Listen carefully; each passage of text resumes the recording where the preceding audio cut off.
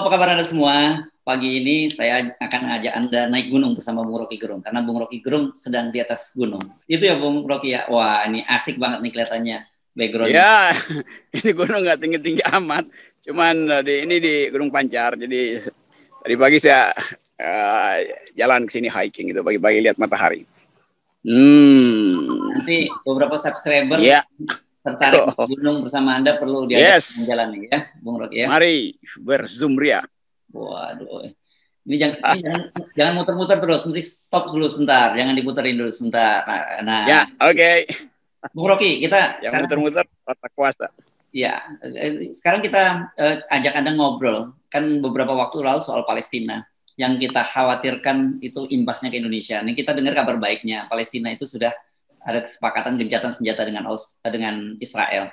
Tetapi kalau saya lihat diamati di media sosial, pertempuran di Indonesia justru lebih ramai. Ini ada isu Yahudi pesek, ada soal orang-orang yang membela Palestina walaupun tadinya dia pendukung pemerintah, tiba-tiba langsung dicap sebagai kadrun gitu. Orang yang netral pun juga dicap kadrun. Nah, ini fenomena apa yang terjadi sebenarnya, Bung Rocky? Media sosial kita itu dimeriahkan oleh kebencian sebetulnya. Jadi nggak ada lagi analisa rasional yang betul-betul basisnya adalah sejarah dan pengetahuan geopolitik tentang krisis Palestina itu. Dan itu sebetulnya yang terjadi sekarang. Jadi banyak orang yang paham, tapi tertutup pikiran mereka karena hiruk pikuk yang basisnya adalah politik identitas. Betul ada politik identitas di Palestina, tapi kalau kita mau melakukan penyelesaian soal Palestina, kita masih harus ingat bahwa hukum internasional itu tidak mungkin kalau ada pengadilan tentang Israel misalnya, karena nggak mungkin saksi atau yang dipanggil oleh pengadilan untuk diperiksa itu mewakili Tuhan, kan nggak mungkin. Jadi tetap kita mesti masuk di dalam tema hukum internasional. Bahwa ada kemarahan identitas iya, tapi harus dengan pendekatan win-win solution paling enggak, karena itu nggak mungkin kita bertahan pada penyelesaian satu negara kan. Yang dipromosikan kan oleh PBB selalu ada penyelesaian dua negara, dan itu mesti ditaruh di dalam perspektif sejarah tuh. Yang kedua soal perlindungan hak asasi manusia yang harus didahulukan melampaui keberingasan perang itu sendiri. Itu kira-kira poinnya. Ya, yang saya concern memang sekarang persoalan di dalam negeri ini ya. Dan saya lihat netizen kita sangat kreatif. Ada istilah Yahudi pesek, Yahudi Nusantara biasa. Yahudi pesek ini saya tadinya tiba-tiba berkaca gitu. Ini gua masuk kriteria pesek atau tidak gitu. Agak pesek tapi juga enggak pesek tapi tidak mancung. Tetapi yang satu, karena saya dalam posisi yang sama dengan Anda, mendukung Palestina, karena bagaimana Palestina ini kita jajah, pasti kita masuk kelompok kadrun seperti sahabat kita Ulil Absar Abdullah juga yang kita kenal sebagai pentolan jil, tiba-tiba dia mendadak jadi kadrun dia. Ini yang saya kira jujur mengkhawatirkan kita semua. Kalau terus-menerus, jadi artinya konflik di Israel bisa berhenti, tapi di Indonesia akan terus berlangsung. Sebetulnya ini salah pemerintah, karena dari awal sikap pemerintah itu mendua tuh. Kalau pemerintah affirmative action menyatakan bahwa Palestina itu adalah soal perintah konstitusi kita tuh, maka seluruh diskursus talk show diarahkan ke situ tuh. Pemerintah bisa minta tolong tokoh-tokoh yang paham supaya lebih mengutamakan pendekatan psikologi politik daripada psikologi agama tuh.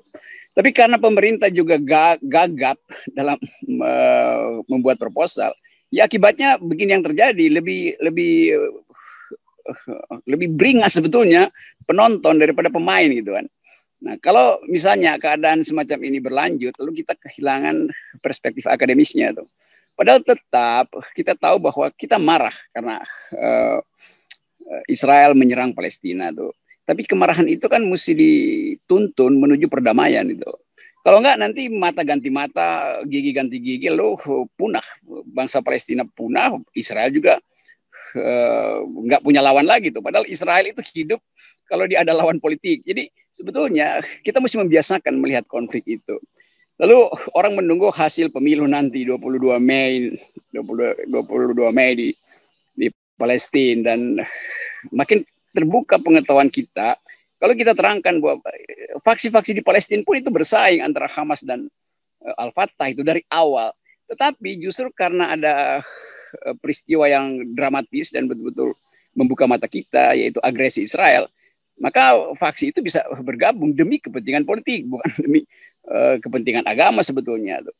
Kan Al-Fatah kan faksi Kristennya banyak di situ. Banyak ya, banyak. Kalau Hamas iya itu lebih homogen itu Hamasnya itu. Dan Hamas memang terlihat lebih radikal. Tapi baik Al-Fatah maupun Hamas akhirnya menemukan semacam titik temu untuk mungkin dia akan berbagi kekuasaan dalam pemilu berikut.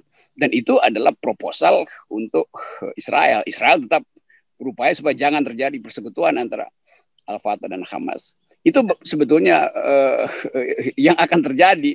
Nah, kita mesti siap bila akhirnya Al-Fatah menganggap oke, Hamas bisa memimpin tapi dengan satu sikap yang lebih moderat, yaitu penyelesaian dua negara. Kan Al-Fatah proposalnya dua negara tuh, Hamas satu negara proposalnya. Jadi itu sebetulnya, nah pemerintah mestinya perbanyak percakapan begitu. Nah, Ulil tentu paham karena saya tahu Ulil mampu untuk meletakkan perspektif intelektualnya melampaui konflik identitas agama. Nah, sebenarnya bukan hanya Ulil, Ade Armando yang kita kenal dalam terminologi sekarang ini sebagai cebong berat itu dia sendiri posisinya tiba-tiba sekarang menjadi kadrun juga gitu ketika dan dia dibully oleh para cebong. Nah, ini kan unik. Sebenarnya kan itu yang menarik, Bung Rocky. Ini karena itu kayak Ade kan udah lama nyebong, jadi kalau dia pindah jadi intelektual diketawain orang. Padahal Ade memberikan perspektif intelektual kan. Bagaimanapun Ade scholar itu. Jadi inilah masalahnya kalau lama berkubang di kolam itu pindah kolam orang ketawain atau orang bully itu. Padahal sebetulnya ini isu bersama, isu kemanusiaan. Jadi itu yang saya sebut divided nation ini terjadi sehingga orang menganggap ya kalau lu cebong jangan pindah jadi kadrun, kalau kadrun jangan jadi cebong. Padahal banyak isu yang sebetulnya cross cuttingnya ketemu di dalam soal humanity itu. Jadi ini menunjukkan bahwa udah kacau gitu. Kultur politik kita udah nggak bisa diselamatkan. Salahnya presiden nggak bisa mengakrabkan. Jadi ini sebetulnya yang terjadi dan bahaya ini yang bisa berlangsung mengikuti eskalasi di Palestina. Jadi eskalasi cebong kadrun juga satu frekuensi dengan eskalasi di Palestina.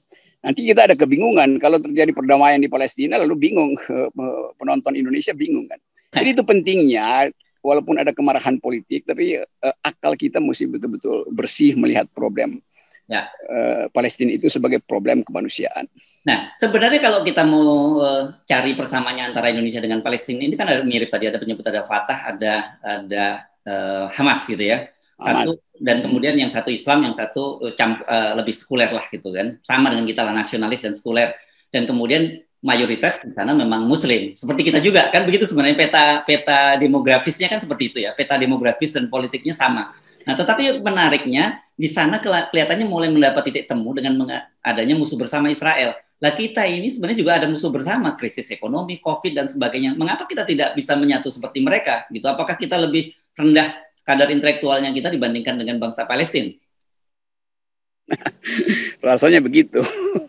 Palestina itu IQ-nya tinggi-tinggi, pinter-pinter orang Palestina. Israel juga pinter-pinter. Itu faktanya nggak bisa kita tolak gitu. Dan mereka paham tentang demokrasi. Israel sangat paham, Palestina sangat paham itu. Lebanon juga dulu adalah masyarakat Kristen di awalnya itu yang politiknya memusuhi Israel itu. Jadi sekuler itu hal yang biasa sebetulnya di Timur Tengah gitu. Nah di kita kata sekuler itu berubah menjadi pembatas. Tetapi karena pemerintah sekali lagi nggak bisa kasih pendidikan kewarganegaraan, maka kata itu jadi intek dengan ateis, tidak bertuhan. Padahal sekuler itu memisahkan urusan agama dan urusan politik tuh. Nah, kita menunggu pemerintah mengajukan proposal-proposal yang seperti itu. Mungkin karena kata sekuler terlalu buruk, jadi cari kata lain yang saya sering sebutkan citizenship.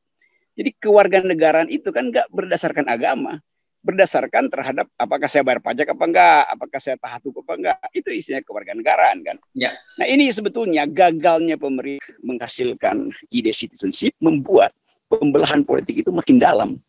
Jadi tetap keadaan ini memburuk karena ya itu tadi wawancara kita dengan Bung Rocky Gerung yang masih berada di atas gunung. Sayang sekali terputus, tapi secara poinnya saya kira kita sudah bisa tangkap. Sebenarnya tadi saya ingin mendiskusikan juga satu hal yang sekarang sedang menjadi fenomena menarik, yakni ada surat edaran atau perintah dari Gubernur DKI, maksud saya dari Gubernur DIY Sri Sultan Hamengkubuwono ke-10 yang memerintahkan seluruh instansi sampai pabrik-pabrik di Yogyakarta menyanyikan lagu Indonesia Raya setiap pagi hari. Ini sangat menarik karena banyak orang yang melihat bahwa ini adalah merupakan satu upaya dari Sri Sultan Hamengkubuwono membangkitkan nasionalisme di tengah hiruk-pikuk politik saat ini.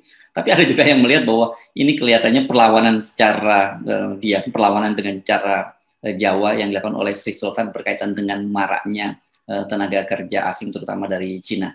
Karena itu kalau kita lihat video-video yang beredar, Sri Sultan misalnya mewajibkan pabrik-pabrik di Yogyakarta untuk setiap pagi menyanyikan lagu Indonesia Raya. Kita bisa bayangkan kalau kemudian para buruh pabriknya diisi oleh TKA Cina, dipastikan mereka tidak bisa menyanyikan lagu Indonesia Raya seperti yang dilakukan oleh para buruh-buruh pabrik kita sendiri dari dalam negeri. Oke, kita nanti akan sambung lagi setelah Bung Rocky Gerung turun dari gunung. Saya sebenarnya sampai jumpa. Assalamualaikum warahmatullahi wabarakatuh.